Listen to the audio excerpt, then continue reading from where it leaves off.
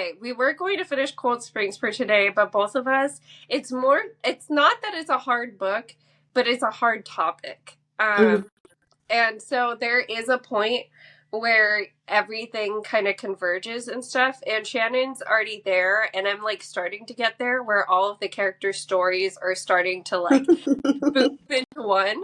And it's a whole mess of trauma, and it's definitely a lot that we'll have to talk about. But yeah, it's just taking us a little bit longer than expected because this ending's getting rough. Yeah, and it's just yeah, it's a book about the troubled teen industry. And Mhm. so it's not like an easy book like that to read. It's a Rick Riordan book, so it's always interesting. There's always there's really interesting characters in it. The part that I messaged her and was like, I reached like the Rick Riordan plot twist.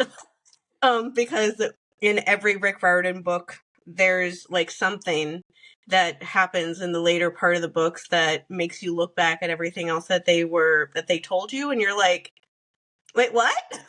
Mhm. Like, just I was thinking of trying to think of an example because I'm like, this is what happens every time. Like all these different like mysteries and just like character development things for all these different people, they always converge together at the same thing at the same time, and you don't know what's happening because there's like million different things of how it could end.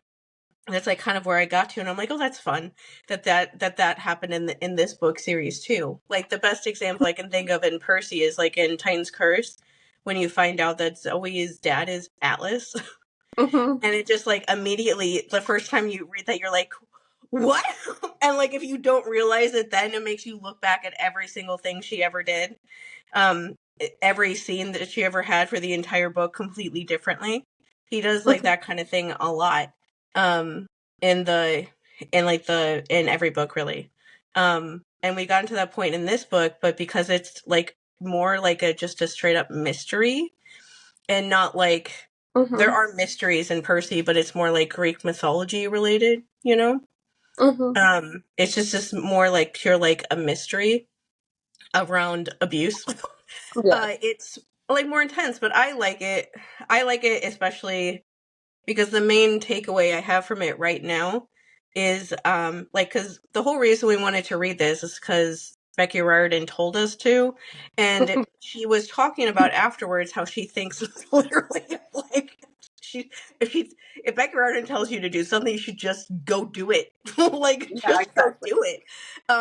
But especially because right afterwards she started talking about how she thinks that this book could be adapted into something like she said like a YA like teen like show kind of Mhm. thing, and that Rick doesn't think so, and I'm like, oh, so that's really interesting to think about what this sort of book would be like, adapted into something like that, and to like think about it from that perspective. It's really interesting to see like a book about the troubled teen industry, and the entire plot is about how all of these adults fucked everything up. Like the entire plot, everything.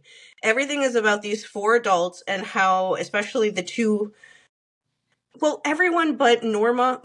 Yeah. Basically, like the other three adults, Norma's great. She's the only one that knows what she's doing at any given point in her life. But the other three are very dysfunctional in many different ways.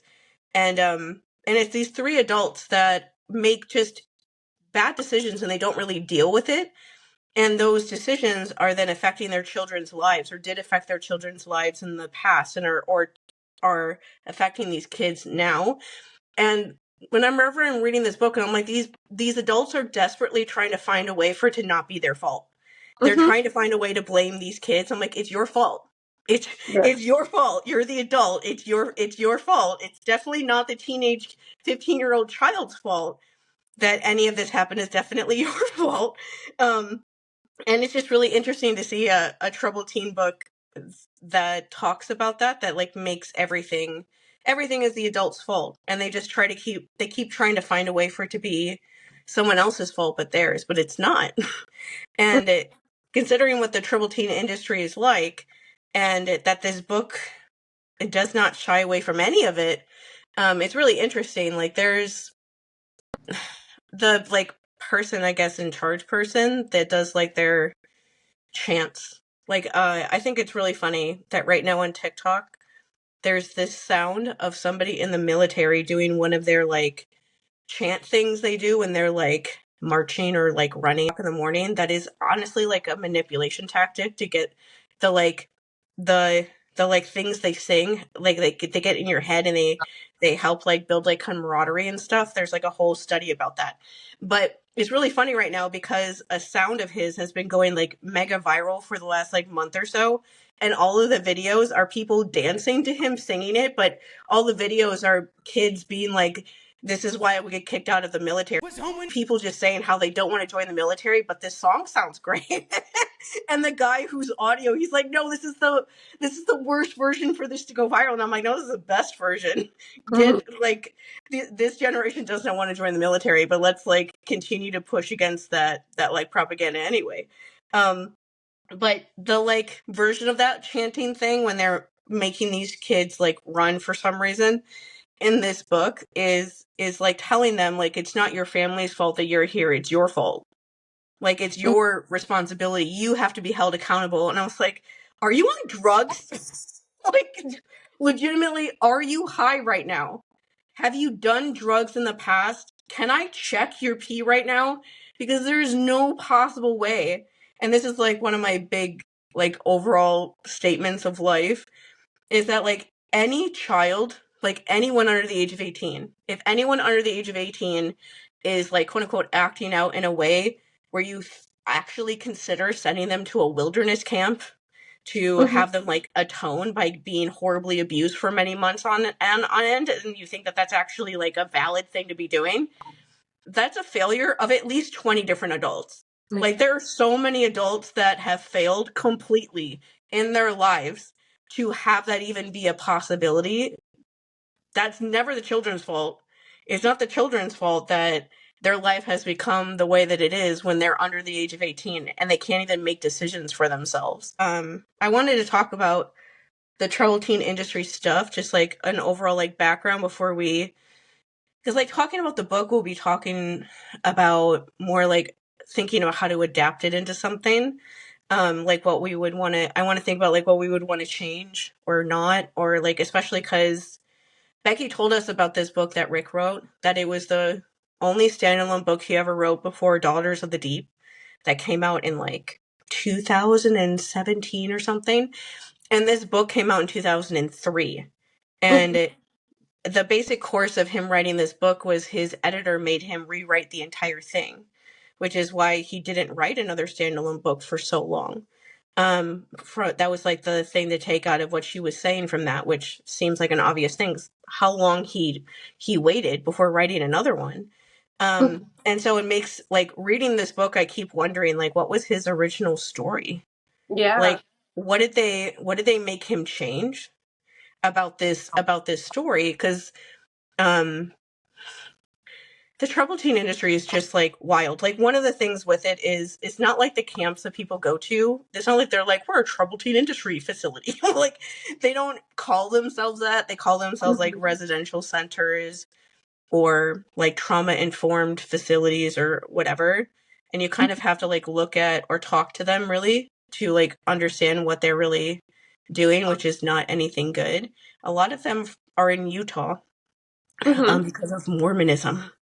Like Yeah. it legitimately is Mormon. Like Mormon people give a lot of tax breaks to facilities like that. That's why there's a lot of multi-level marketing companies in Utah too. And they definitely are okay with holding children up to a standard. Like they're supposed to act like adults.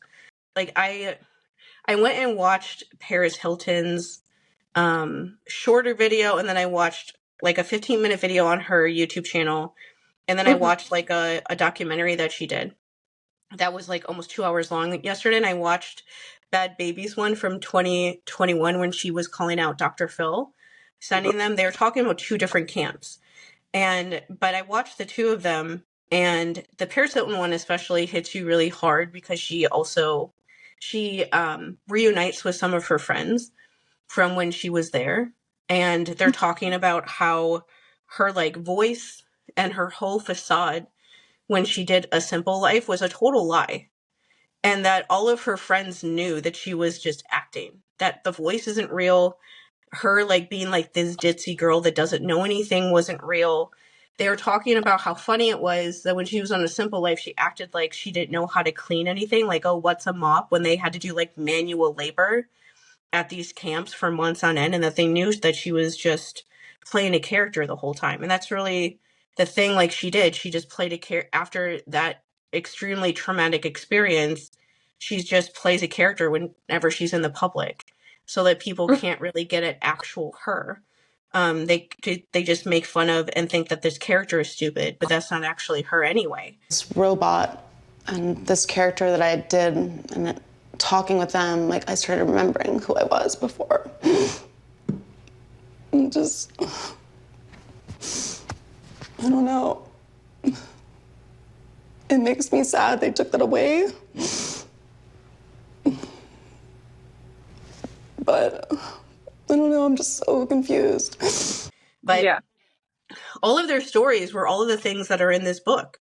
Like, one of the things they talked about was how there's always, honestly, the number one thing you just need to know about troubled teen things that make it just out of this world, from like in the worst way from the very start, is that the way that children go to these like camps is by being kidnapped.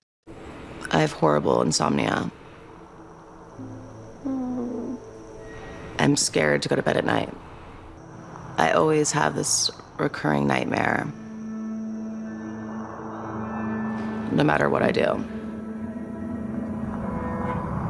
I'm in bed, and these two people come into my room.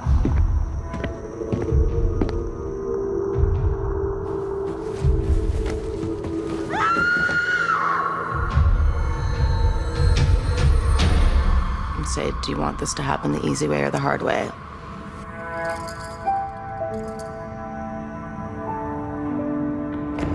I'm trying to just run. Like, in the book, they have like, this is why I hate the main guy forever. The main guy in this book, that is his literal job. Yes. Is he is like, he calls it something else because he's deluded in his stupid little brain, but that's what he does. Is his literal job is flying around the country, taking like children a lot of times in the middle of the night. For some reason they do that, and that is true, they do that like that. And then like forcing them to go to like a camp and not even telling them where they're going until they're already flying there. That is like, and in the books he talks about how he has to have like a female partner, and that is what happens. They have a male and a female person. They come to the person's wherever they are. They come to their house. It's usually people that are more affluent because those camp things cost a lot of money. For what reason, I don't know, because they make them live out in the wilderness, so it's not like they're spending money doing anything with them. That's good, but right? Legitimately, like they, anyway, but the people come into like their house in the middle of the night a lot of the times, and they just like come into their room and literally kidnap them. They like Paris Hilton told the story about how she was sleeping at her house one night, and then she wakes up and these two strangers are in her bedroom and just are kidnapping her, just like pick her up. And she starts screaming, of course, as you would.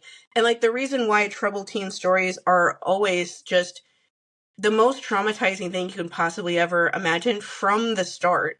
And like me knowing so much about trauma now after going to therapy for so long and researching it enough, I can literally hear people saying stories, and I'm like taking off in my head like what kind of like complex trauma that is. And so she's telling this story how she's usually, when kids get taken like this, they are screaming for their parents.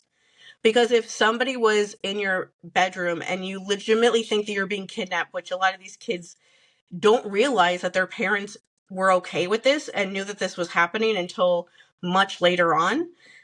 Like there are kids that have told that they were at these camps for many days before they realized that their parents were the ones that put them there, because they legitimately thought that they had been kidnapped by some organization or something. But like with Paris Hilton's example, she starts screaming for her parents for help, because that's what you would do if something like this happened to you. You would scream for your parents for help. And she said they started dragging her to the front door, and she saw her parents standing there, like crying and just like looking away and not looking at her. And they literally just like dragged her out of her house screaming for help and just like shoved her in a van and flew her to Utah, where she lived for like the next 2 years. Yeah. After that, she was at each camp for like a year. She ran away from one of them, and they beat her in front of everybody for trying to run away from one of them. So her parents just put her in another one. And I don't think that there, like I said before, I don't think there's anything that any child could ever do to justify being put in a place like this. All Paris Hilton was doing at that time, she was 15, the same age as these kids. She was 15 years old, and they were living in New York City, and she had friends that would go out to like the clubs and stuff at night. And so she would go out to clubs and bars and whatever, having fun like people in high school do. And she would like skip class sometimes. Yeah. And her parents didn't like the fact that people were like writing about her doing that in like gossip columns or whatever and making them look bad. So they shoved her into troubled teen camps for at least a year and a half to 2 years. Yeah. How is that like an okay punishment? She jumped down an entire flight of stairs. They shut down highways, they shut down the airport. I escaped from Ascent, Cascade, Sea-Doo. All of these emotional growth schools. We're just spending all our time trying to figure out should we move to the moon? What do we do? I'm like, please, can I just go home? I've already been through so much. I promise I'll never go to a club again. Please, like, I can't go back to these places. Like, you have no idea. There was no convincing them, no matter what I said. So I just didn't trust them. It made me not trust anyone, not even my own family. That your daughter is acting like a rational 15-year-old and you do that to her? There's no way that, even if you think she's actually going to like a nice wilderness camp, why do they need to kidnap her in the middle of the night and make her think that she's being abducted? Like, the thing that drives me insane about how this is like how troubled teen things start is, first off, that's a gigantic betrayal trauma, because you think that your parents are going to help you, and then they're standing there watching this happen to you. They're not doing anything, and you realize that they're the ones that did this to you. And then it's also just extremely traumatic in and of itself to be like woken up like that, because being asleep is one of the most like vulnerable things you can do. And so if you sleep, but then something really bad happens to you when you are asleep, falling asleep is like impossible. Like, I literally had to do EMDR therapy on sleep. Like, I did not realize until, I don't know, like in 2023, I think, in like January of that year, I was just talking to my therapist, just like talking, not even thinking about it, and was just telling her how sometimes I'll be asleep, but I'll be like so aware of what I'm doing that I feel like I'm actually awake the whole night. And so I'll like wake up in the morning thinking that I'm going to feel like dead tired. And then I'll wake up and feel fine, and I'll be so confused the entire day. And then at some point I saw some video somewhere where they were talking about, I forget what that's called, like sleep paralysis or something. It's not kind of that, because it's like you can't really move because you're actually asleep, but your mind is still like awake and aware that you're sleeping. That's like how I slept for most of life. I could never fully relax when I was sleeping because of what would happen when I would do that. And so I couldn't do that, because like if you don't feel safe falling asleep, you're not really going to do it very much. And so I had to do EMDR to like convince the like inner child part of me that was still trying to protect me. Like, literally when I did it, I pictured my inner child standing next to me with a giant knife, like protecting me, like when I was sleeping, like protecting me from something bad happening to me. And I just imagined talking to her and like convince, like you would like a little kid, like convincing her that it's okay and she can relax and like go to bed. And I woke up after we did that. I woke up the next day and I was like, this is what feeling well rested actually feels like. I have never felt this before. And I was, what, 38 at Yeah. that time? I had never felt that ever. I was like, this is what everybody else is feeling. And like when I have like a random night where I can't fall asleep, I just like picture her doing that, or picture her and like picture like, you know, we're getting her to relax and I just fall asleep. But like that's the kind of stuff that like Paris Hilton and all these kids go through, because like how are you supposed to fall asleep when one time you fell asleep and suddenly your parents abducted you into like this hell camp? And so like when kids don't have any rights, like we've mentioned this, it is just a true fact. Kids don't have any rights. You can't do anything when you're under the age of 18 without your parents or your guardian of some kind giving you the okay. You can't do anything. You can't get a job. You can't go to the doctor without them finding out. You can't do anything at all. You can't do anything unless your parents give you the okay. So why are you kidnapping them? Why are you kidnapping them like this? Children don't have any rights. You know that they don't, because you've shown up to take them to a camp regardless of if they want to or not, because their parents said that it was okay for you to do this. And so you already know this because your entire business model functions on this weird gray area where you're acting like a police officer when you're not a police officer.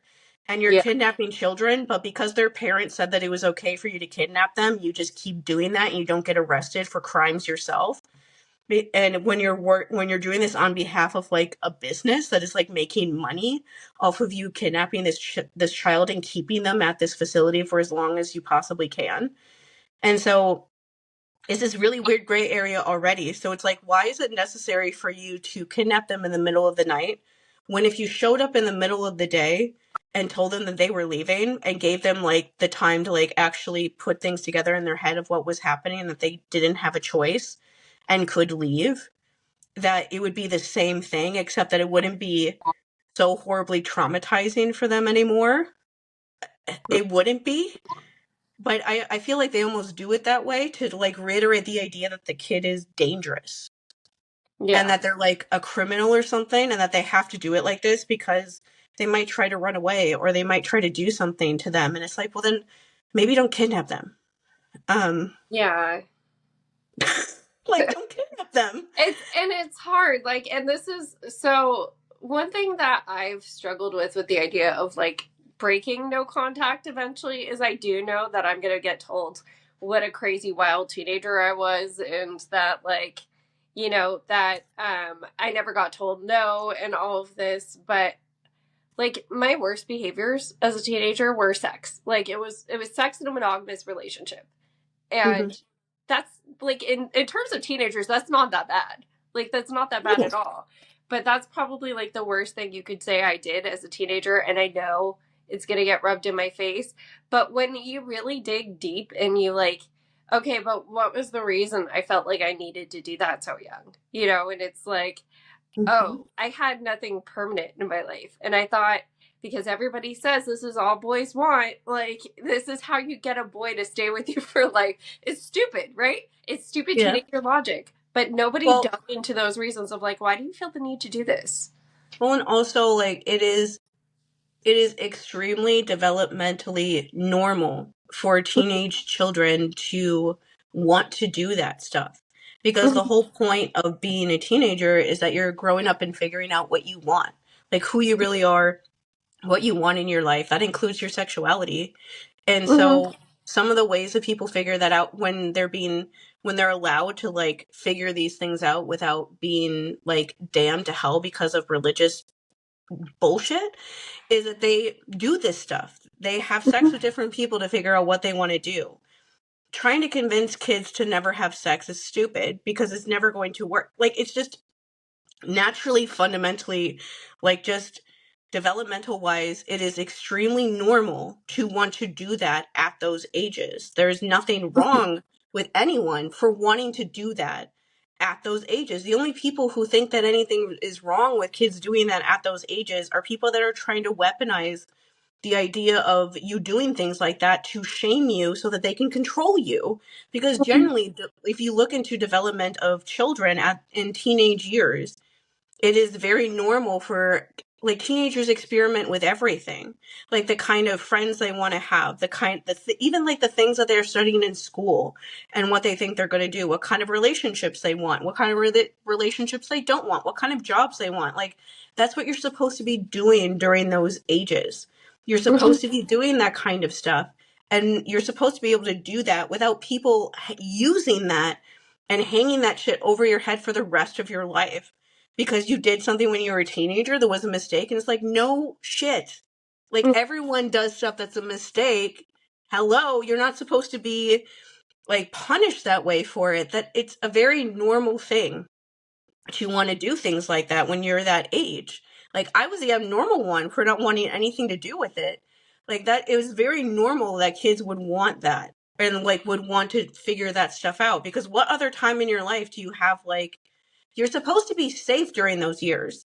Like those are the years you're supposed to be safe in like your family house where you have like people around you where you could ask for help. Like you can go and get like whatever birth control or whatever you need if you need it. You're supposed to be able to go to people with questions and things like that and have them just give you the information you need without judging you or using it against you later. Like this is like the stuff of how I feel like people have like lost their minds with how they talk about kids, especially teenagers. People talk about them as if they're like these demonic monsters. And like a lot of the characters in the book that we're reading, they talk about the teenage kids like they have to be doing all these dastardly things. And I'm like, what did you do? Like, excuse me, what have you done? Because I immediately do not trust a single word that you say as an adult when the only thing you can say is that the things that's ruining your life is a teenager, is a child. Like, are you kidding? You have to be kidding. Or if you're being serious right now, there's so many problems. I could like list them off in a row if I really wanted to. But that general idea that like kids could be so out of control that you feel like they need to be put in a place like that. Like, what is being kidnapped in the middle of the night and going to a wilderness camp where they deprive yourself of everything that makes you a human being, and they treat you like nothing, and they scream at you every single day and force you to sleep outside, sometimes not even in a tent, and that's actually real. And like don't let you lay down for many days in a row, don't give you food, which are all things that happen in this book. The girl that goes to the camp, she's sleeping in like a cheap like sleeping bag, and where they're sleeping there's no heat, and so at night she's like shivering because she's freezing. She doesn't eat any food for like days on end because she won't follow the rules, and so she just doesn't get any food. The only place that she can shower for weeks on end is in like a creek outside, like not actual like anything. Like they give her nasty tasting water on purpose because she doesn't want to follow their rules. They throw her in, solitary confinement, which Paris Hilton experienced that. I didn't know what they were giving me. I would just feel so tired and numb. Some people in that place were just gone. Like the lights are on, no one's home. A lot of people were on suicide watch. And I was so scared that was gonna happen to me. So eventually, I found out a way to not take the pills. But everyone would tell on everyone, and they found a Kleenex with all of the pills in it. And I got in so much trouble for that. Solitary confinement. Like something out of One Flew Over the Cuckoo's Nest. They'd make people take their clothes off and go in there like for 20 hours. Felt like I was going crazy. Someone was in the other room that was like in a straitjacket, screaming. I was just freezing, I was starving, I was alone, I was scared. My parents were in New York. They didn't know. Yeah. Because you went out and partied? Yeah, Like, that's why she was there? that's torture to the point where it would be illegal if you did it to adults. It's cruel and unusual punishment. Yeah, that's legitimately like torture. These places are literally like reading this book is really interesting because you see the Mallory character that is a teenage girl that was taken to one of these facilities. You see her having to like give in to some of the things they want her to do because it's the only way that you can leave.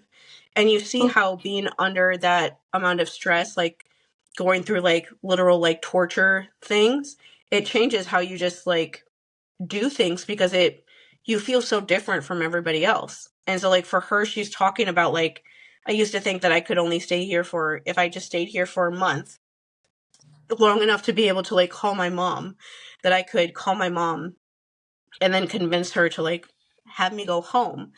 But then after a couple weeks of being there and going through that like intense abuse for that long, it was just like, she was like, I don't even want to do that anymore. Even if I could, even though she wouldn't, because they watch like everything that you say to your parents. Like, there's a scene in this book that I read yesterday where they give her like a postcard and they want her to write a postcard to her mom, but obviously they're sitting there like reading what you say to them. And Yeah. so you can't actually say what you want to actually say. But it's just that whole idea that being under that amount of like stress and stuff, they're literally trying to like break children that they think are misbehaving, like break them down completely as a person so they can rebuild them up into somebody that they think is more palatable. Mm-hmm. That's literally what it is. They're just trying to break children down that they think are too disruptive so that they go home not being disruptive anymore. And like, yeah, a lot of kids go home thinking like, or wanting to believe like, oh, I needed that. I was too out of control that I needed to be treated that way. And you never. Like, that's why I get really mad when I see people try to argue that children should be like sentenced to actual jail, even when they've done like the worst things, like kill people or whatever. I'm like, no child should ever go to actual prison.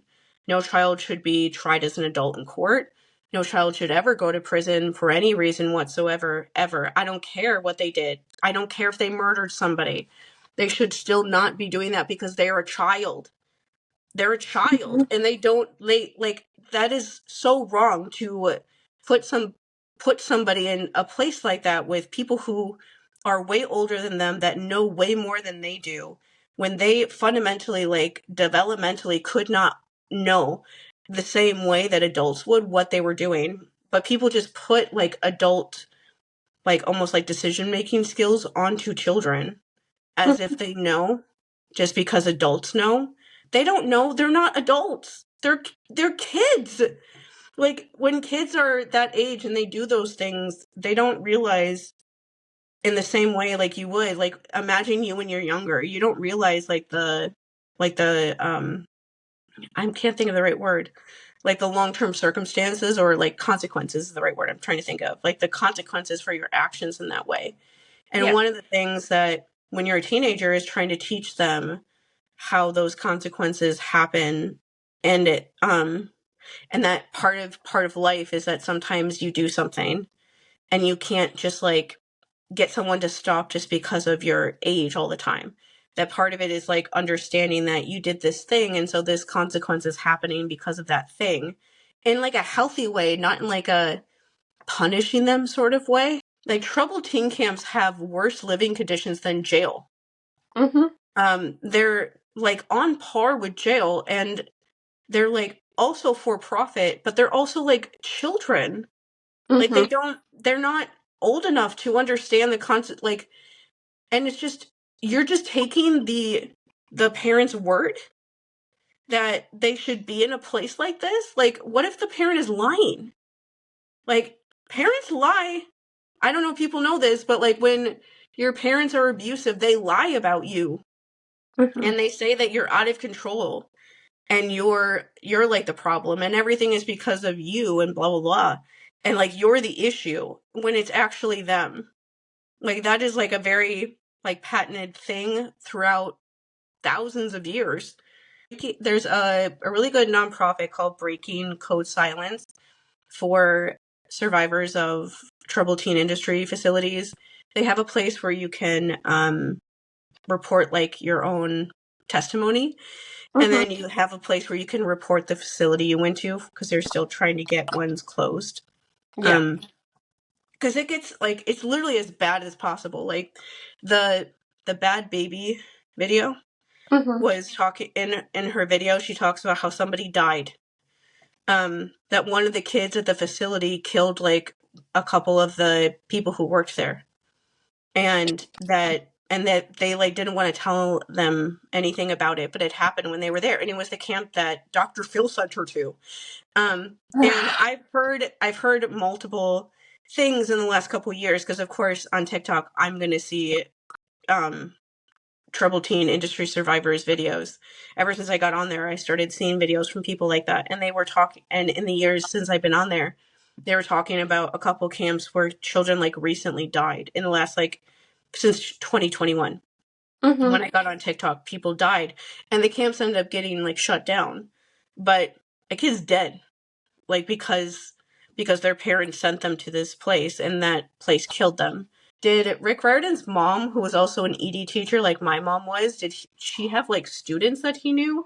Did he have students that he knew that he was a teacher of that went to camps like this? Because nobody knew that. Like nobody knew this. Like he wrote this manuscript in 2001. Nobody knew this about troubled teen camps. Like I told Manny this before, but in the year 2000, there is this TV show I really liked called Higher Ground that has Hayden Christensen in it, actually.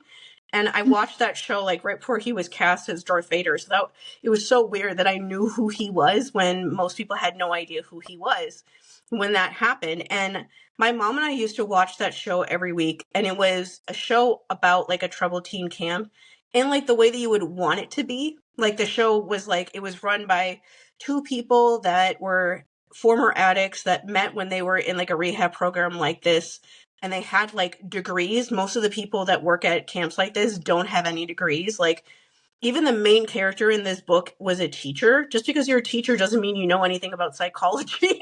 Like he doesn't know anything about any of that, but he's the one like talking to super traumatized kids all the time. But at this like TV show, it was like telling that every main character was like a big complex trauma story that usually, especially then, did not get told. Like Hayden Christensen's character was somebody that was more like acting out, and like in ways that you would see like going out and partying, or like trying to break out of camp, or being like mean to everybody. And then in like the last episode, after he starts getting better, you find out then in the last episode that the reason why he was like that was because he was being sexually abused by his stepmother. And the stepmother went to visit at like the camp for like family day or whatever, which does happen at actual camps. Like there are videos that on Paris Hilton's thing of her family going to visit her when she was at one of those facilities. And the people there realize it when they see how he like tries to run away because he's trying to get away from her. And another character in it was somebody dealing with like anorexia and bulimia, and was showing like the realities of how severe that sort of thing is. There's another girl that was being sex trafficked, and so it was all like very serious things they usually don't see on TV. And so me and my mom, being like the super passionate, like intense people that we are, would watch that together every single week. That was like our favorite show. Like we were disappointed when, even though we were excited that Hayden Christensen became Darth Vader, we were also disappointed because it meant that we were never going to get another season of that show. Because it was talking about stuff that nobody ever talked about. But like the idea of that camp on that show does not exist in real life. And that show was acting like those camps could be like that. But that's not how it was. And that was in the year 2000, the year before he wrote this and finished this manuscript. So I'm like, who did you meet? Because everything that happens in this book is actually what like survivors of these camps have said they do. Like everything. And I'm just like, how did you know all of this?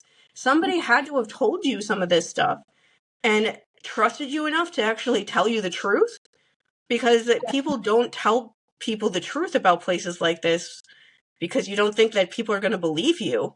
And so I'm like, who did he know that made him actually know what these places are actually like? Like, I'm so curious about that. They'll probably never tell us unless Becky somehow hears this one day and actually tells us randomly on Threads. But other than that, that would be ridiculous. But other than that, like, I can't see, I'm just, it just is curious to me, like, who he met where he could have known, because the thing I was going to say was the Breaking Code Silence website. They have like a list of all of the different ways that the things that they're looking for at facilities like this. And like basically ways that they want facilities who have children like this to run, because there are ways obviously to do facilities like this that are, ethical and stuff. And it, and looking at like the list, it's all things that are like in almost all the things on here, like in this book. So I'm just like fascinated by how he knew all of this. Like, they're saying freedom from abuse and neglect, including all forms of physical, psychological neglect, exploitation, financial exploitation, and excessive medication. And all those things happen with like that character, to the point that they literally like tempt her with food at a certain point to get her to tell her something that they think they need to hear. Like, they think that her boyfriend does something bad, and so they're like, if you will give you this Thanksgiving dinner if you tell us the truth. Shut up. And you're like, Yeah. you should feed her anyway. You should actually just feed her. I think she was on a hunger strike partially. Yeah. She was on But a also hunger it's strike, like, but also like, yeah, they probably weren't feeding them well, and they tempt her with cold turkey. Yeah. yeah. Okay. And then the other things is like freedom from adverse behavioral interventions, freedom from physical, mechanical, chemical restraint or seclusion. She's put in solitary confinement like multiple times in this book. A kid gets like duct taped at one point over the mouth. Like, yeah. Protection from unreasonable search and seizure, including the use of strip searches or cavity searches as a mean of punishment. Yeah. And then they're talking about prohibition of long periods of forced silence, restriction of communication with staff, caregivers, child protective services, law enforcement, or advocates. And the entire basis of this book is that the guy who runs this camp doesn't let anybody in once they start the program, because if you let somebody in, then the entire program is going to fail, including child protective services, caregivers, parents, law enforcement, and advocates. All those people show up to talk to the main character in the book, and he doesn't let any of them talk to her. He doesn't and he keeps saying that if they talk to her once, that their entire system is going to fail. Are you one conversation with somebody of authority and your entire stupid system is going to fail because of one conversation? Like, you don't have to isolate kids like that if you're actually doing something that's worth it. Like, my therapist did not keep me hidden in a cage when I was going to my treatment program. I left every single day and told and could tell people if I wanted to what I was doing every day. And like my sister came for like a family visit one of the days and left saying that my therapist was an adorable man. Oh. Which he was. So I'm mutuals with somebody on TikTok. Her name's Kira, and she's in Breaking Code Silence. She does a lot of advocacy for wilderness therapy. She went, I believe she went to both a wilderness camp and then a therapeutic boarding school afterwards. And like, she talks about how her parents were kept in the dark, so she eventually did have those conversations of like, hey, it was this bad, and they had no idea. So that is one aspect of it. I mean, it's hard to imagine sending your kid somewhere and not like doing extensive research, but then again, like at the time that this book was written, 2003, the internet was still a baby. Like the internet was still hastily done HTML websites at the most part. Well, and like even now, like it's not that hard. Like, this sounds like, I don't know, like blunt, I guess, even for me. But it's not that hard to keep something a secret when all the people that go there and get traumatized by it are too terrified of you to ever tell anybody about it. Exactly. Like, to this day, I'm sure those things still happen because kids leave those places still terrified. Yeah. Like if you're scared that if you say or do the wrong thing after going to a place like that they're going to send you back, Mm-hmm. you're not going to tell people that. You don't want to believe that. You gaslight your own brain into believing that, that place helped you.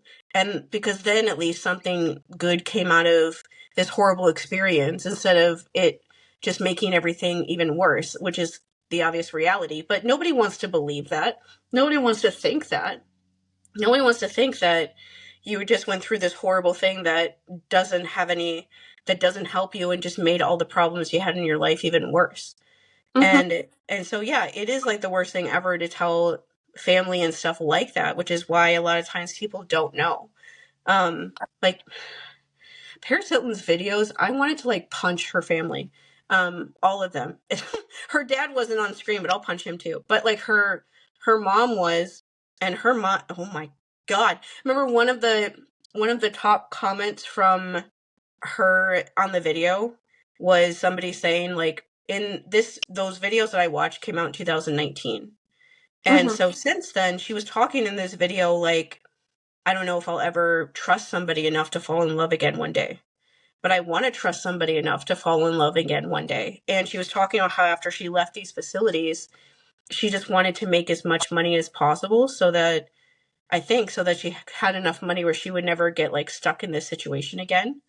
And she was talking about how she wants to have kids one day, but she's not ready to yet.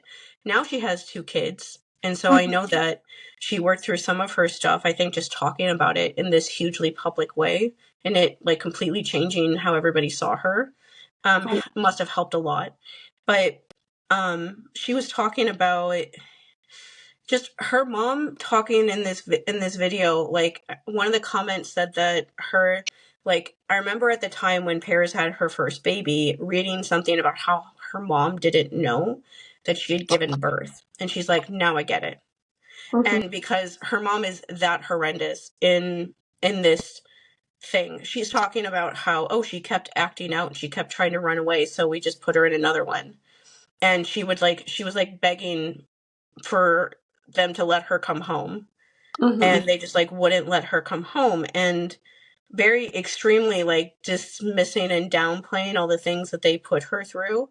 Like at a certain point in the thing, the interviewer brings up the fact that they put her in solitary confinement because the mom is talking about her being at these places as if nothing horrible happened to her and she's just being dramatic. Like they literally use the word dramatic. Even her sister uses the word dramatic to describe her. I'm like, are you kidding me? I'm like, do they just call all of us that? Like at a certain point that go through a lot of trauma. It was like wild to see them talking to her the same way that people in my family used to talk to me when she's Paris Hilton and has a very different life than me, but still. And one of the interviewers just mentioned that she was put in solitary confinement and her mom had no idea. Her mom was like, what? And I was like, like, oh my God. Like the general public knows things about your daughter that you don't because you haven't even bothered to like know anything about her life.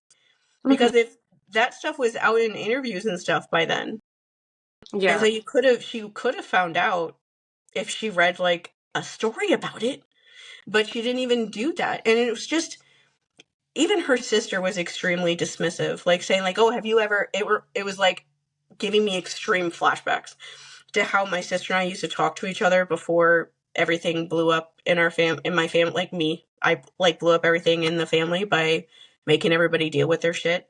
But before that, she would say stuff like her sister they used to be in like pictures and stuff with her back in the day. She was saying to her like, forget what they were arguing about, but it was things to do with everything with the troubled teen camp stuff. Of course, all of her problems with trauma come from that place. How could it not? And she said something like, oh, have you ever apologized to mom and dad? And she was like, no. And I was like, thank you, thank God that you just said no, and looked at her like, are you crazy? But it's just the idea that her sister is legitimately telling her that she should apologize to her parents, and you're being too hard on them, and yeah. Well, And like there's even videos of Paris when she was little where her sister and mom were talking about how her sister was more like the feminine one, and that Paris wasn't really like that, even though that became like her persona later on. She wasn't like that for most of her life, which shows like how much of an act that stuff was. And they played like videos of her when she was a kid, and she was like walking around the house wearing her dad's like shorts, and would go and like play golf and stuff like that, and didn't want anything to do with like her sister would like go into her mom's room and like steal her makeup and wear her clothes and stuff like that, and she didn't want to do anything like that. And I'm like, this is so weird to see like so many things that it shows that the same situations happen literally everywhere. It doesn't matter how much money your family has. Those dynamics happen everywhere. Like luckily she has like extreme amounts of money, so she can always find ways to get the help that she needs. But it's also a thing of that extreme amount of money didn't matter when she was a teenager, because she was stuck there with kids that were not like her at all. And it's like the same thing. It doesn't matter when you're in a place like that. It's like the same stories you hear about celebrities being in like rehab and stuff. You don't care. Like you legitimately don't care about stuff like that when you're in like a rehab facility like that. It doesn't matter. You just bond over the same experiences. And so the podcast that we're talking about is Walker's dad did an 8-hour long like mega, I called it like a mega podcast because it's 8 hours long. I didn't realize how long it was, and so I started listening to it. He went on this show. A friend of ours sent me some videos of that had like pretty good like traction and stuff on TikTok. There were a couple like burner accounts where the only videos they were making were one saying that Walker is MAGA. You only had one chance.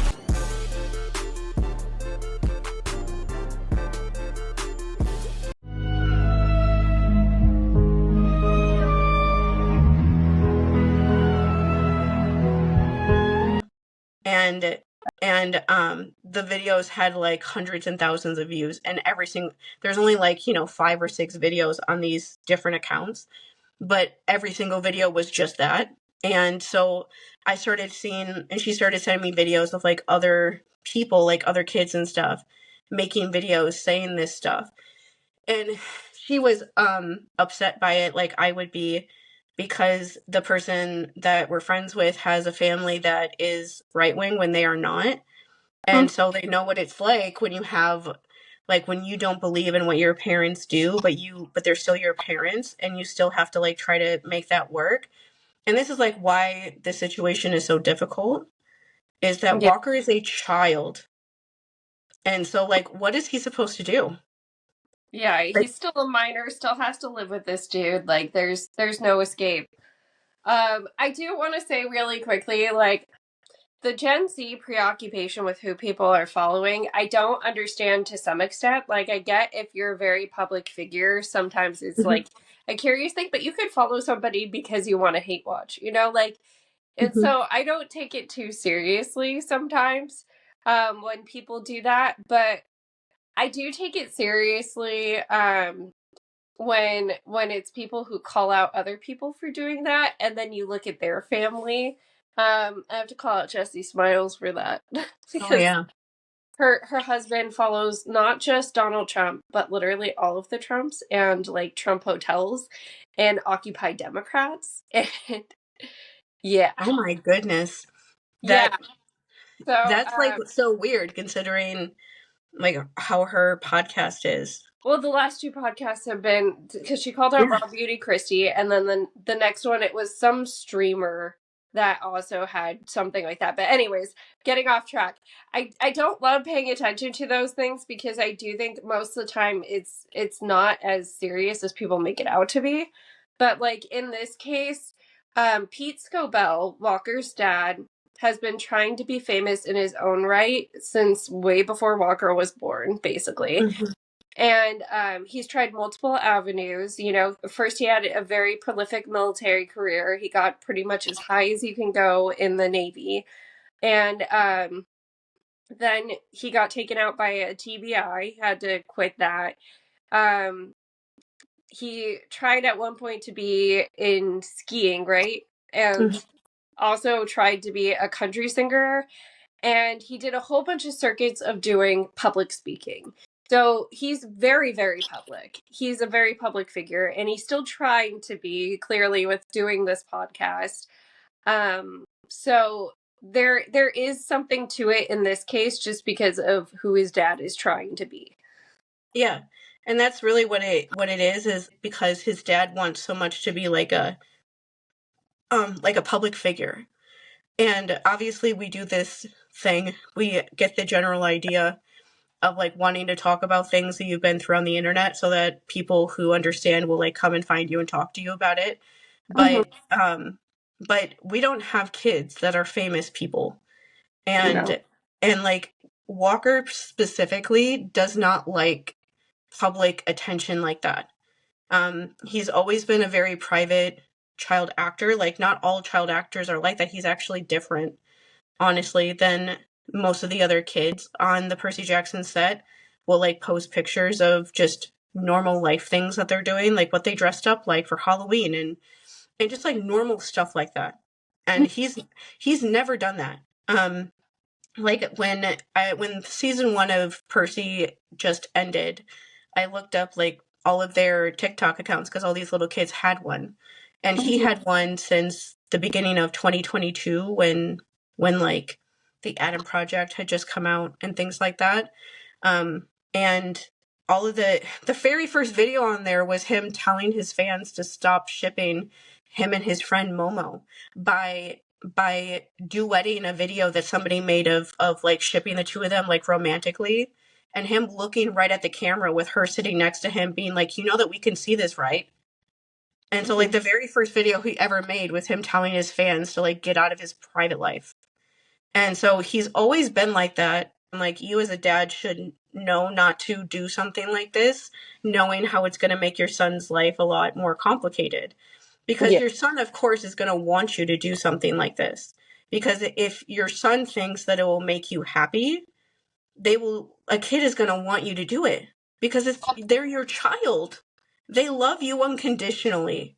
They're going to want you to do this podcast if he thinks it'll make you feel better by putting all this stuff out there about everything. They're not going to tell you no, because kids just inherently don't want to make their parents sad. They don't want to make their parents like let down. They don't want to make their parents feel like they're not allowed to do something for them. Like, that's why like parents shouldn't ask kids things like that, because it's like, you shouldn't be asking your kid to do stuff like that. You should just be making those decisions on your own without like bringing your kid into a decision like that. That's a more adult decision, that they shouldn't have a part in you deciding to do that. The big screenshot that people were posting a lot was this one representative from Texas, and I forget his name, but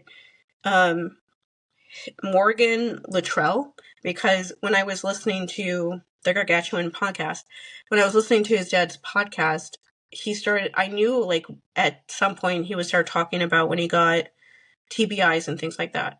And so I was trying to look up like if he ever mentioned anything about like where they were and things like that, like in his brain, if he ever said anything like that. And just out of curiosity, when listening to this long thing, and I found like this post, and I realized that guy was tagged in this post, and I was like, that's who that guy is. Like, that's why Walker followed him. And so like I think it's the only post on his dad's Instagram account where he talks about all this stuff with the TBI. But he says, like, in 2011, I was blessed to find the NICO center, the center that he went to that helped him with his TBI, thanks to my brother Morgan Luttrell. And he is like a good friend of his from when he was in the military. That's Mm-hmm. why they know each other. And he said, and he just talks about the center that he went to. I received 93 appointments and 5 MRIs, and talks about all of the treatment that he did, and that he left there a month later feeling a lot better. And Morgan is the one that helped him get in there. Yeah. And so Walker following somebody like Morgan is not saying that he like agrees necessarily with his political beliefs, like Morgan's political beliefs. It's because that guy helped save his dad's life when he was a year old. Mm-hmm. Like, that's not an over exaggeration. Like, his dad had so many concussions when he was in the military, and the military does not care about you. And so they didn't do anything when he had concussions. So, like, when you get a concussion, you're supposed to, like, not look at screens and, like, relax and not do certain things for, like, many weeks in a row until the concussion is, cured, or whatever is the word. The military doesn't do that. And so he would just get concussions and they would just, like, keep going on their mission. Yeah. And so he got, like, multiple concussions where he came home when Walker was like a year old. He came home from his like overseas time and he couldn't remember anything. Like, he was on this podcast, he was talking about how when Walker's younger brother was a baby, he wouldn't hold him because he was afraid he was going to drop him.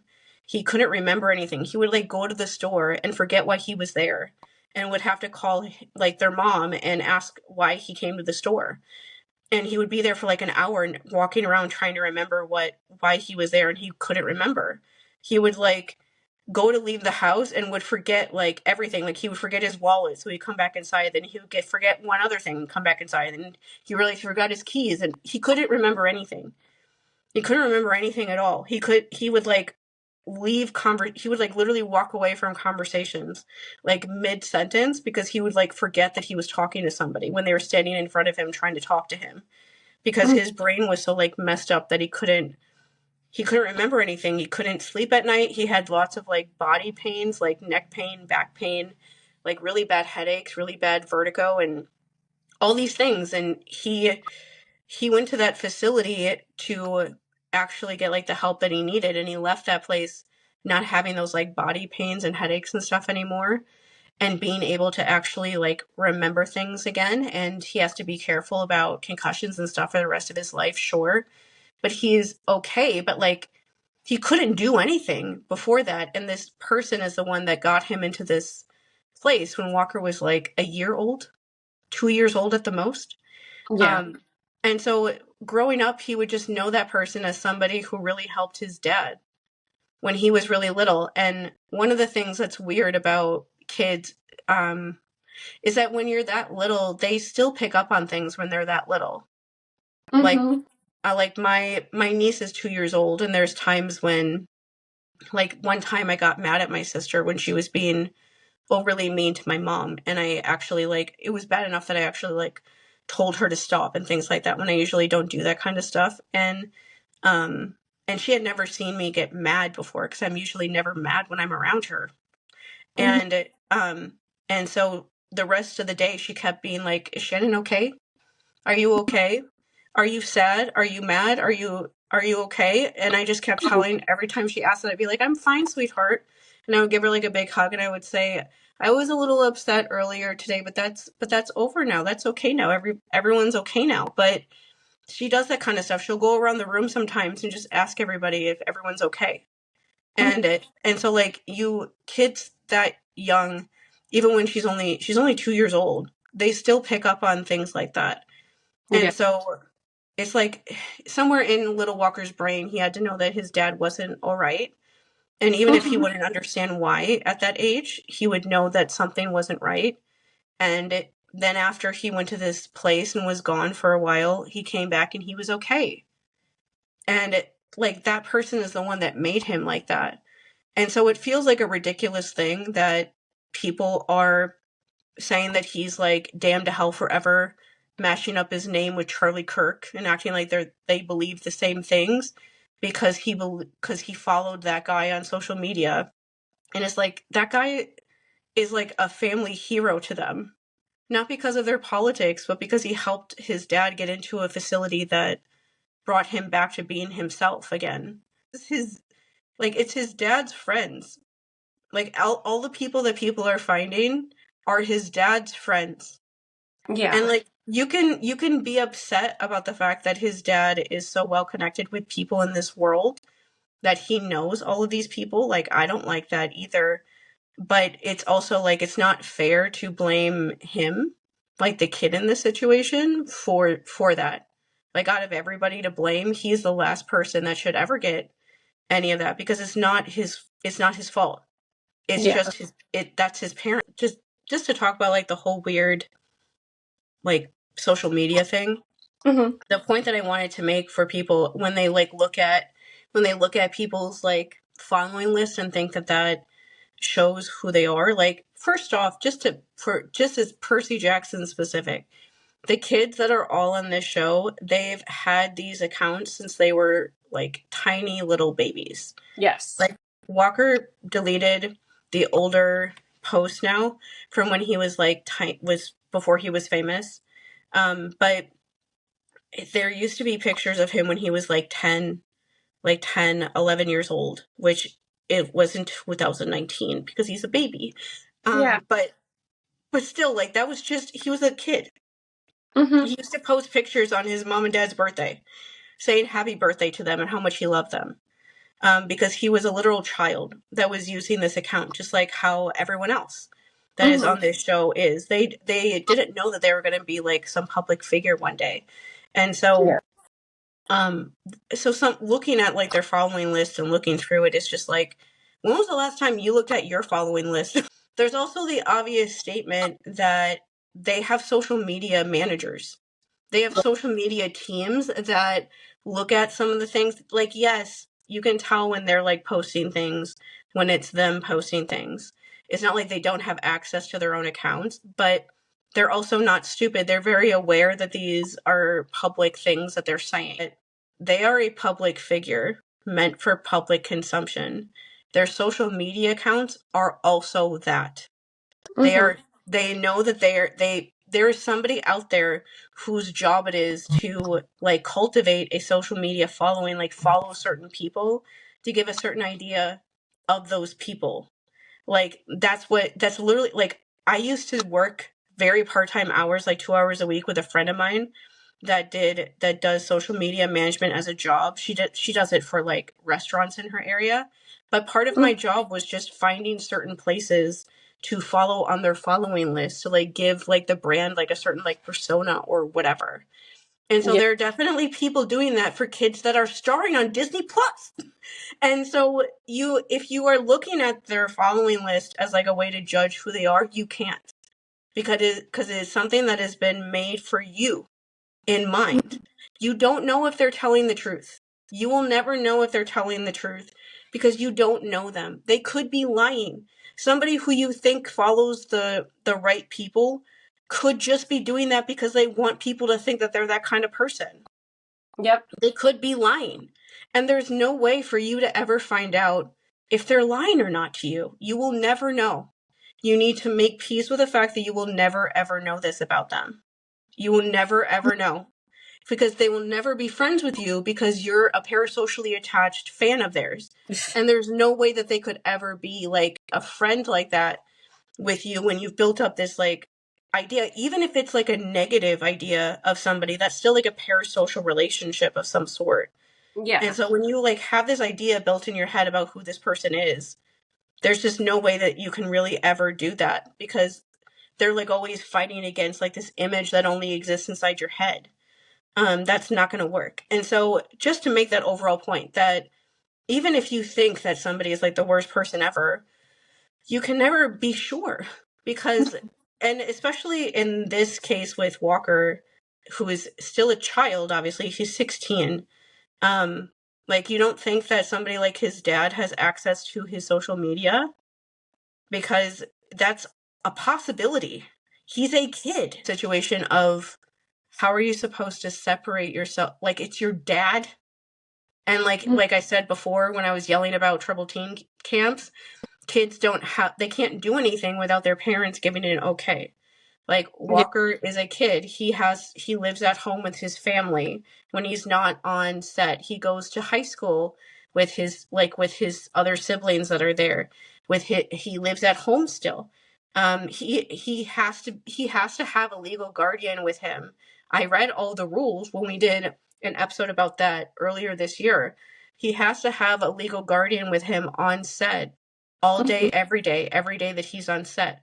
He has to have a guardian person with him when they travel and do like press and things like that, when he goes to conventions, when he does anything at all. And his mom and dad definitely like take turns, but the majority of the time it is his dad that is on set with him, because his dad didn't have like a, what I'll call like normal, like 9-to-5 job before his career took off. And so he is the one that can be on set like that more and things like that than his mom can. And so he's the one that's there more often and travels with him more often and things like that, because he's available more. And so, like, I generally don't know what people want him to do. And like, I don't know how, like, what people would want him to say. It would be really weird for a 16-year-old kid to suddenly be like making like an official Instagram story about his dad's political beliefs. It's just like, what do you mean that's like what? Because other than that, I don't know what else people expect him to do, because this is literally the most impossible situation you could be in. He's on a show that is a total antithesis of everything that his dad believes in, and he is the star of it. And so it's already like a weird like cross section to be in. Like, his career self and his actual self are like coming together in this really weird way. And it just puts him in this really strange position. All the people that they're bringing up are people that have been like really, really good friends of his dad's. And so this isn't him like following MAGA politicians in the way that you would. Like, if like a normal person was on the internet and they just like were MAGA aligned, like even like Jesse Smiles' husband, he's following those accounts because he just feels like that, right? For Walker, he's a kid and he's grown up with these people being really close friends of his dad's. They're not people he's following because he sees them online and likes like how they talk about things. These are people he actually knows. Like, he's actually met all of these people, and he knows them as his friends, as his dad's like close friends, not like his dad's military friends, not like just strangers. They're not strangers to him. He just, when you know people like that, you just know them. They're just people you know. And when you grow up in a family where that's the people that are around your dad, you don't know them as like the public figure. And so people are looking at him, like following some people, saying that it like means that he believes the same way. But it's like, he's known these people since he was a little kid because of how close they are to his dad. He doesn't know them like you know them. And it's not fair to kind of put that on him and just like make sweeping decisions about him one way or another. And like, I can only say, like, my dad, I don't know that I can call him like conservative, because he just hated everybody. Like, everybody. I don't even know if I would call it, he had conservative-ish beliefs because he hated everyone. And so he hated, like, he used to say like homophobic things and I would scream at him, and just racist things, and then I would scream at him. And that was just like the basic pattern, is he would say mean things and I would scream at him about it. And then he would stop bringing it up to me, because every time he did, I would start screaming at him. And so he just learned eventually, just don't talk about that stuff with me and I won't scream in your face. But still, like, he hated everybody. And so people knew me, like, the like hometown that I grew up in was a very small town, in the same way that Walker's hometown is a very small town. Honestly, the stories that his dad told remind me a lot of my hometown in that way, where it's a very small area. People kind of know each other.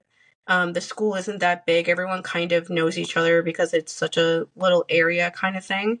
And so, like, when I was in school, when I was in 5th and 6th grade, my middle school didn't have like a women's or girls basketball team. They only had one for boys. And my dad, for whatever reason, thought that I should play basketball. Enough that he like literally started like a girls basketball team at my middle school. And there still is a girls basketball team at my middle school to this day. And it's because my dad started it first. Like, he's the one he literally started it out of nothing. When I was in 5th grade, there were like things at my school of like, contact my dad's name if you want to like help build like a girls basketball league at the school. Like, he literally started it himself so that I could play basketball at the school. But he still did that. And so a lot of teachers at my school knew him. A lot of like the other kids at my school, like their parents knew him because he was the one that started this whole thing, and he was the coach on our basketball team before he ruined that for himself, like he does everything else. But still, I'm explaining this to say, like, this is why a lot of people knew him when I was at school. And so a lot of people, like some of the kids that I went to school with, didn't like me because they thought that I was like him. Yeah. And I was not like him at all. I was the polar opposite of everything that he acted like. But they just like assumed that because I was his daughter that I had to be like him. And I wasn't. And there was no way for me to say that, like, safely anyway. But it was also like this hard thing of like, it made me mad at those people that they just assumed things like that about me without even knowing me anyway. And then it's also like a thing of leave my dad alone. Like even if he's horrible, there's just, like I said, children want to protect their parents. Children love their parents to start. It's like a backwards thing to not feel that way about your parents. And so you default to that even when you don't want to feel that way. You still do. And so it was just like, it was a ridiculous thing that all these people knew him, and they knew that he wasn't a nice person. But they would talk to me as if I was like him. And it just was really hard to ever feel like you could really like have people know you, because they just automatically had these ideas about you because of him. And it was just like, I feel like I'm always like trying to run uphill and it's not going anywhere because nobody will really hear me, because they just find out that he's my dad and they just like don't think that what I'm like matters anymore. And so it's just, I don't want people to be doing that with this like famous child, especially because he's famous. And just makes things a lot more complicated. Like, there's a lot of levels of stuff that goes on when you're at that level of being a child actor.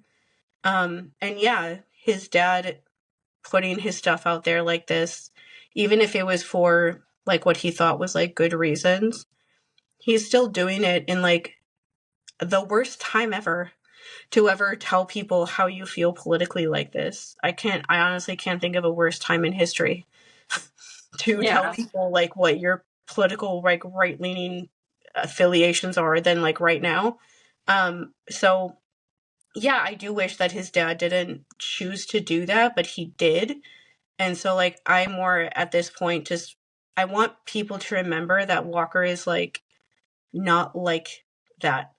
Like, just from what you see in interviews, even ironically, one of the things his dad said in this gargantuan interview that was like very sweet when he was talking about Walker was that he said that somebody asked him when Walker was 10 why he wanted to be an actor.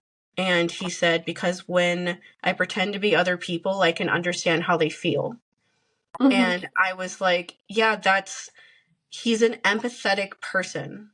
Like, I thought that anyway from how he plays Percy, that like you can't, it's one of those things like, yes, you're an actor, but you can't like fully play scenes in certain ways if you can't like actually feel things. Yeah. And like that's how we are with like books and whatever in media and stuff. We feel connected to those characters because we feel like we can understand what they're going through. Yeah. And for someone like Walker, he obviously felt like acting was a way for him to express like having those sort of sensitivities and things in like a way that worked for him. That acting was a way, if I pretend to be another person, then I can like let out these like feelings that I feel while I read this book about this other person, and I have all these feelings, but I don't know what to do with them. Like most people write fan fiction. That's why people write fan fiction. That's why people make podcasts like this. That's why people make like fan art. They make videos, whatever. He ended up he wanted to be an actor so that he could act those characters out as a way to expressing that. All of my favorite actors, and no matter what age group they are, that is what they do. Like Sebastian Stan is another actor like that. That is one of my favorite actors. And that's what he does too. All of his roles are like really complicated, complex characters. And it's a way for him to like express some of the things that he's gone through in his life. That's, you can just tell there's some actors that use it as a way to work through whatever or just have feelings. And there's some actors that do it for completely different reasons. But that's why Walker does it. Like his dad literally told you. And so it's like somebody like that who's naturally an empathetic person that like doesn't have to, like with all of the stuff out there right now, especially after Charlie Kirk about teenage boys getting red pilled and things like that, here's like a teenage boy who was empathetic to begin with. That was empathetic from the start and now he's being taught by being an actor to like lean into that because it makes him a better actor. Like there was a story remember in the Comic-Con like Entertainment Weekly article? Yes. They were talking about how Leah was struggling with doing like an emotional scene she had where when she got like the emotions right, she couldn't remember her lines. And then when she could remember her lines, she couldn't get like the emotion wasn't there. And Walker was the one that talked to her and gave her advice about how she could show both in a scene. And so he's somebody that I think because he just is a naturally empathetic person and is one that wants to be better. Like all the things I've ever heard from different interviews with people in Percy and other things he's done is they've all said that he's very good at like taking like direction. Like when people give him like critique or whatever on set, he immediately just like does it and like can kind of like follow the idea of what they want to do, which makes you a really good actor when you're able to kind of figure that stuff out. And so he's somebody that just naturally can figure that stuff out in his head. And it comes out the way that it does on screen in a good way. And so he's being taught every day on set, being somebody like Percy, to lean into like that, to like lean into his empathy, because like we just said last week, like Percy is a very empathetic character. If you're going to play Percy Jackson, you have to show that like extreme empathy all the time, because that is who he is as a person. Yes. His empathy is the most important thing about him. Like Percy Jackson as books is Percy the character is the world is trying to make him like a harder person. And he just keeps telling them no. Like you have to be able to show that over and over again. And every season he's put in harder situations. And if you're playing him on screen, you have to be able to show that. I wanted to talk about this because I just want people to remember that he's a person. That would be a very hard situation to kind of be in, feel like you're stuck in the middle of like your like public career, your acting life, your acting world versus like your family. And that's just not a comfortable place to feel like you're in. And I just don't like that the knee-jerk reaction is to immediately like try to cancel him. Instead of like thinking about like how difficult being in that sort of situation would be. Like if that was you, that would be very hard. Like nobody likes to be in that sort of role. Like knowing that like, because the beliefs that his dad has, it would make things uncomfortable with some of the people that are on set with him. Yeah. And his dad making it so public would make that harder for them not to have to talk about. And that's a very hard thing for him to do when it's nothing to do with him. It's his family, but it's not actually him.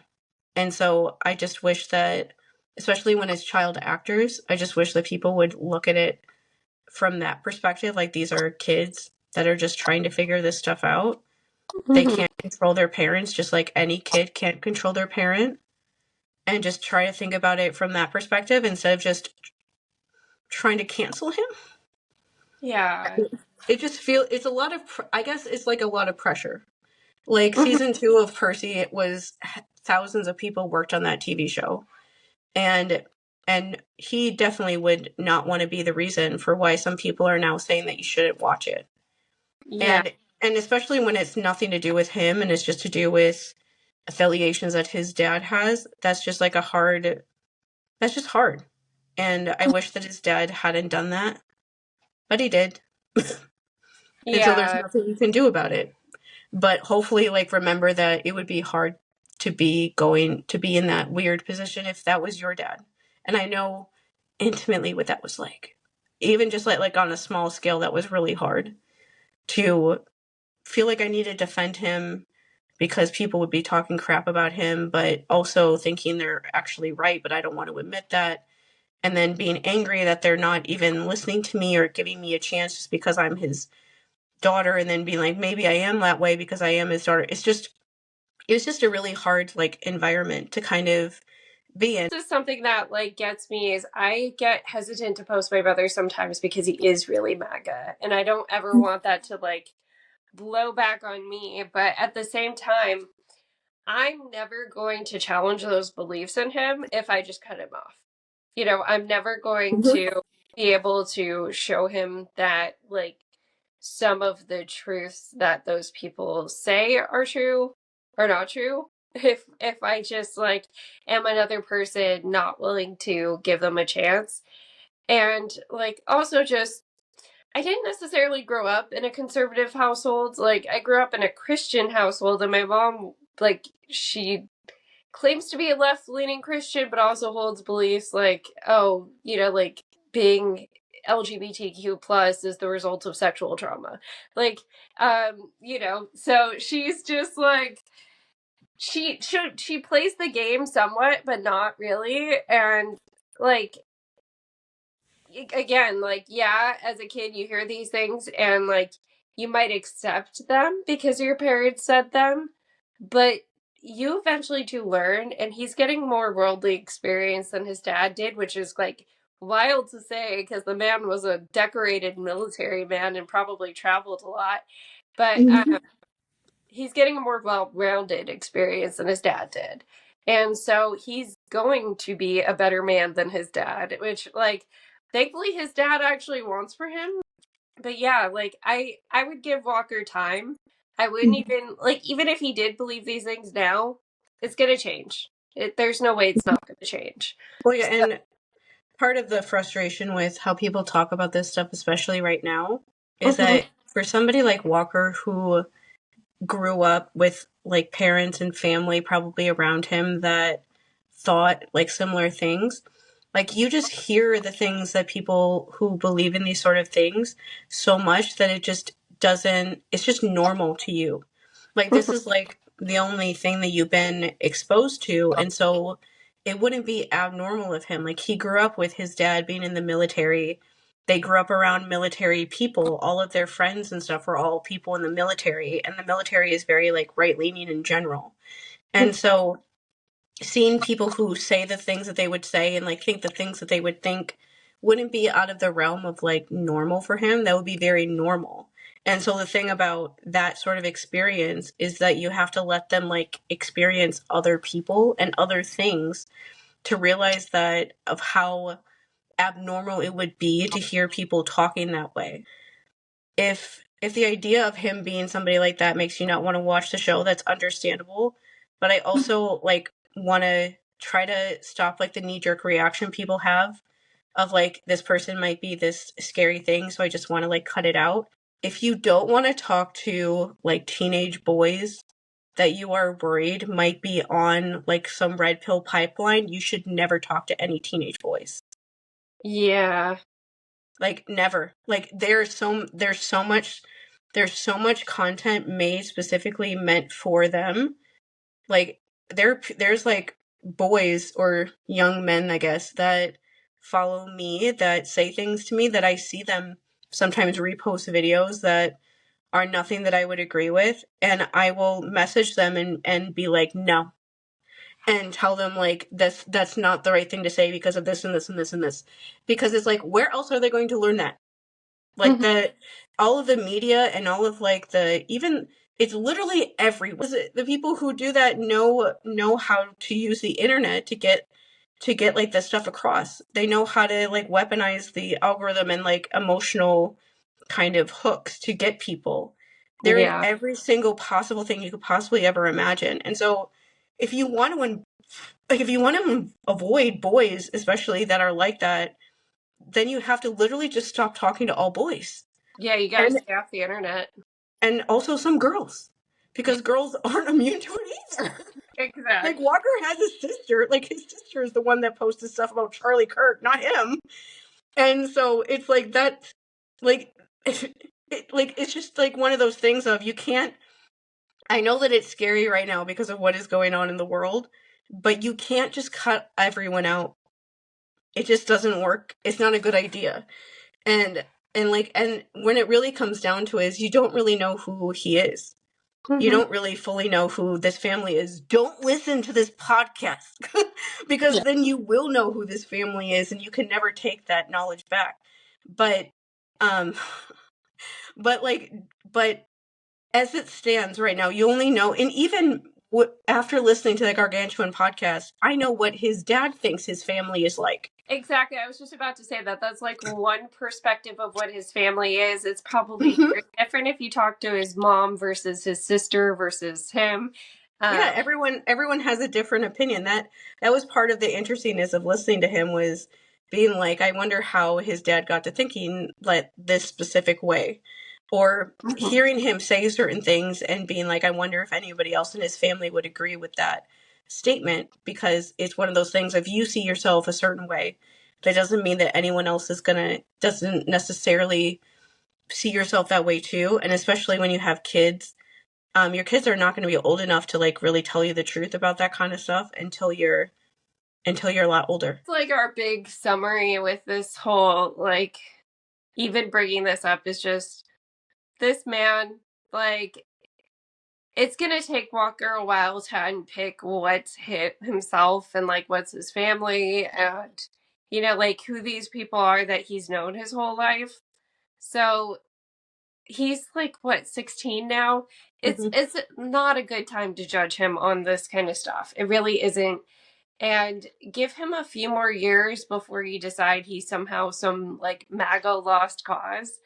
Because, yeah, I mean, everything's shifting every day. Plus, he's going to have freedom from his parents a lot sooner than we did, right? Well, it's just like the basic idea that if some strangers on the internet were telling you something about your dad, or like anyone that you had a personal relationship with, would you believe them? Would you just like, that's my believe? dad. They don't know him. Like, They have no idea who that like. If somebody came up to me and was like, Mandy's a stupid bitch, I'd be like, I'm gonna run you over with a car. Like, I'm but I'm like, I'm not gonna believe you. Like, why would I believe you? You're a stranger. And this is like something that the internet like will refuse to admit, that drives me crazy. But generally, like, why would a very angry, rude sounding stranger change anybody's mind?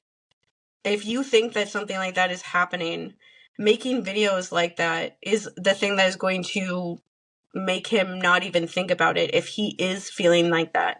It's generally stupid. Like, it's stupid to attack somebody's family and act like you're doing it because you want to help them. Like, you're attacking my family. Fuck you.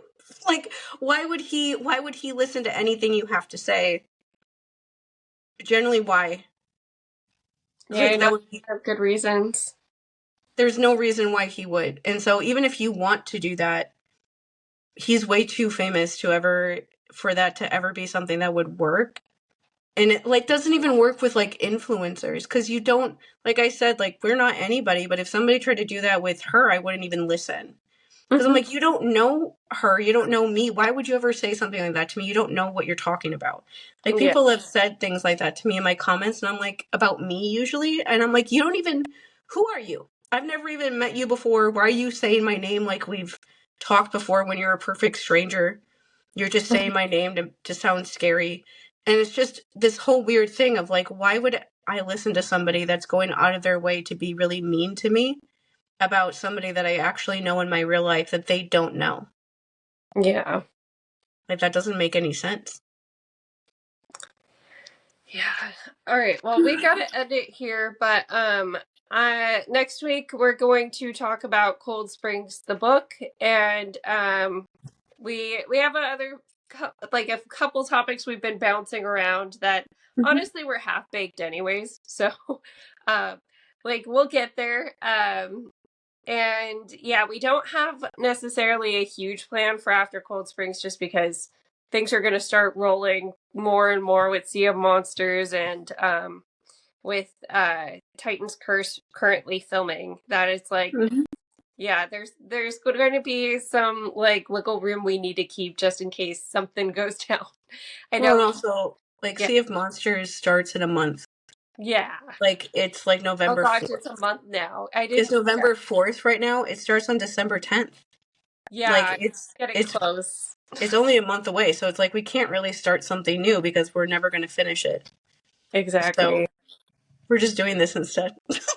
Exactly. So yeah, we'll talk to you guys about Cold Springs though. It'll be just one long pod about the book, which isn't our usual style, but it's because we were reading it while we were reading Titan's Curse.